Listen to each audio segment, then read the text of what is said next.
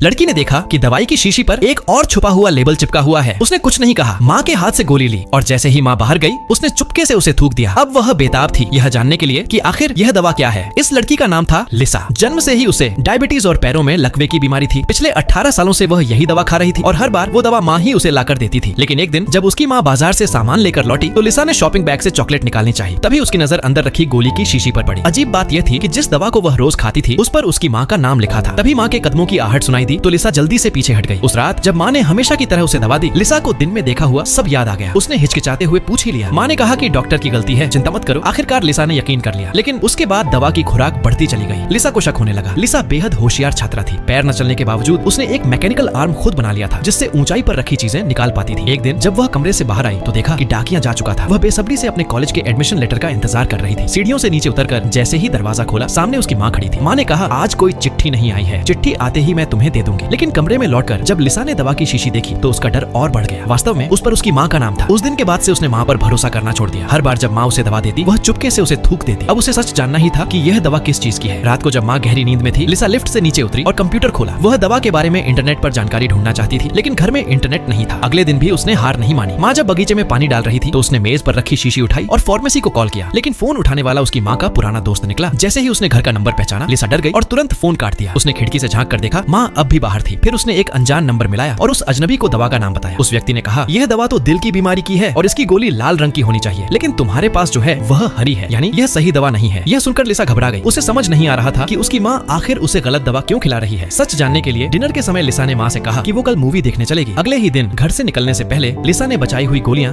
अपनी जेब में छुपा ली।